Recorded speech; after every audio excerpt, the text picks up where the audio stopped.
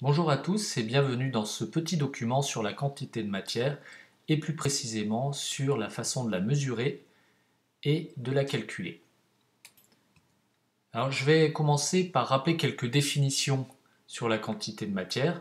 Pour plus d'informations, je vous invite à vous référer à d'autres vidéos sur le sujet. La quantité de matière est une grandeur physique. Elle s'exprime en mol, MOL, et une mole, MOLE, c'est un paquet de particules. Ces particules pouvant être très diverses, de l'atome aux molécules, et ainsi de suite. Ce paquet est constitué de 6,02 fois 10 puissance 23 particules, et ce nombre, on l'appelle le nombre d'Avogadro. C'est donc le nombre de particules ou d'entités élémentaires dans une mole. La mole est donc une unité de découpage de la quantité de matière en petits paquets. En résumé, la quantité de matière dans un objet s'exprime en paquets appelés moles. Cette grandeur physique, la quantité de matière, est souvent, généralement notée petit n.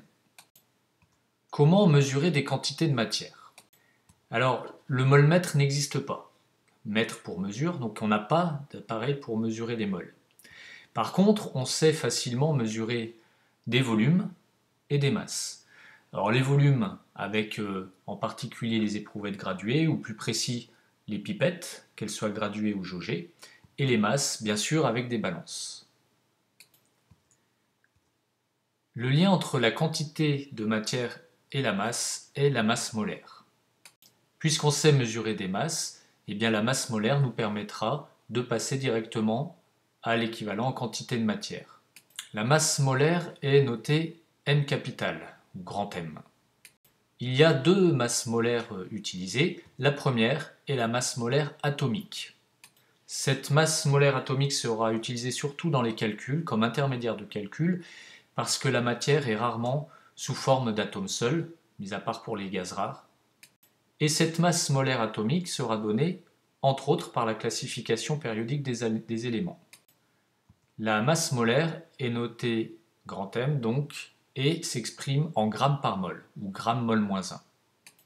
Dans la classification, la masse molaire atomique apparaît soit directement dans la case de l'élément si elle est suffisamment complète, soit par le nombre de masses A de l'atome, puisqu'on a justement choisi le nombre d'Avogadro, le nombre d'entités élémentaires dans une mole, pour qu'il y ait correspondance entre ces deux valeurs, c'est-à-dire la masse molaire atomique et le nombre de masses de l'atome.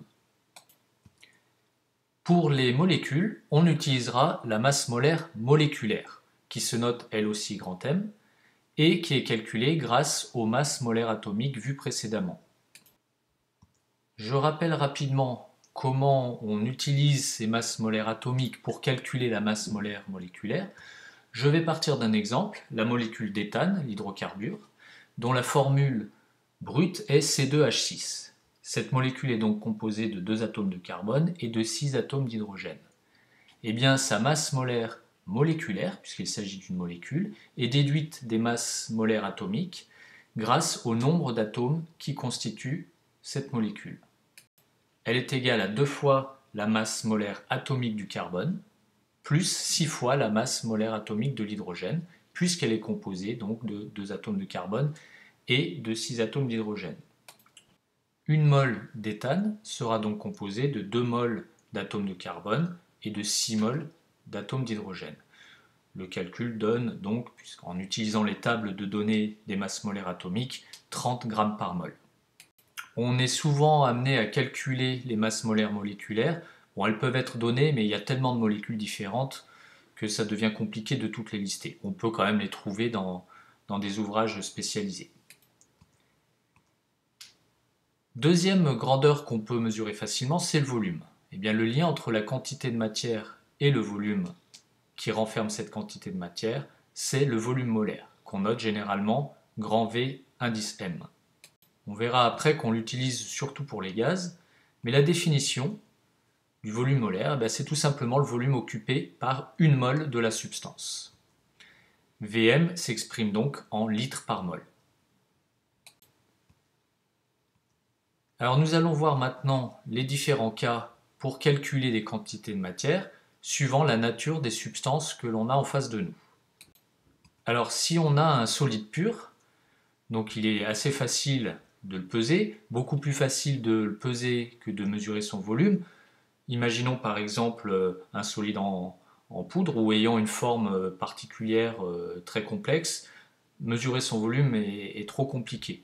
Donc on va se baser sur la masse, et la masse nécessitera donc pour passer à la quantité de matière d'utiliser la masse molaire, atomique si c'est une substance composée uniquement d'atomes seuls, ou bien moléculaire si la substance est composée de molécules.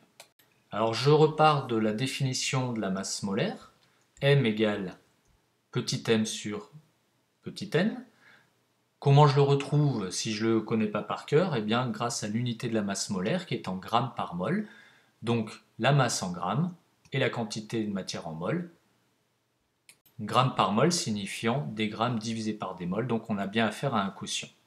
Évidemment, quand on veut calculer la quantité de matière, on l'utilisera plutôt dans l'autre sens, c'est-à-dire petit n égale petit m sur grand M. Attention à la cohérence des unités pour ne pas faire d'erreur numérique dans les calculs. Deuxième situation, un liquide pur, c'est-à-dire un liquide qui ne contient qu'une seule substance. Alors là aussi, le plus simple, même si on sait mesurer facilement les volumes de liquide, ce sera d'utiliser la masse, et exactement de la même façon que pour le solide pur, on passera par la masse molaire, et plus précisément par la même formule, donc petit n égale petit m sur grand M. Grand M étant évidemment la masse molaire de la substance liquide pure, que l'on connaît ou que l'on aura calculé grâce aux masses molaires atomiques. Troisième situation que nous pouvons rencontrer, les gaz. Alors par exemple, un gaz ici dans un ballon de baudruche. Alors pour un gaz, la situation est un petit peu différente parce que, en général, si leur volume n'est pas très grand, leur masse est très faible, donc délicate à mesurer. Donc on se basera plutôt sur la mesure du volume, qui lui, pour un gaz, est plus facile à obtenir.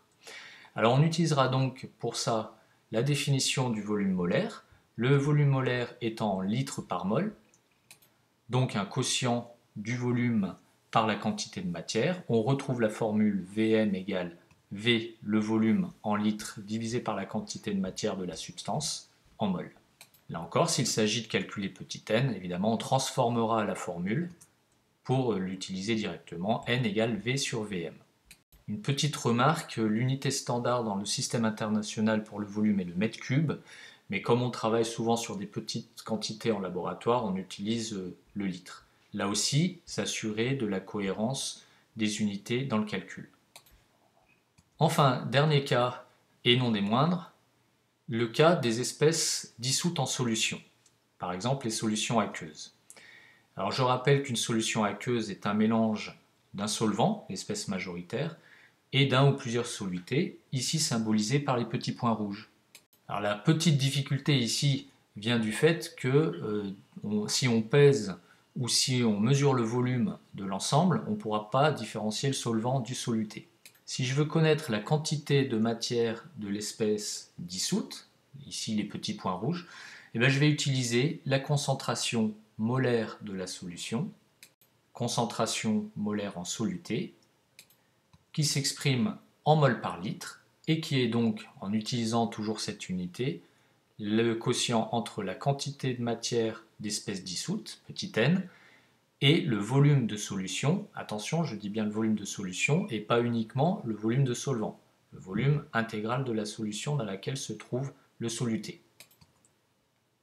Donc la quantité de matière en mol, le volume de la solution en litres, et évidemment, là encore, si on transforme l'équation, on obtient n égale C fois le volume de solution.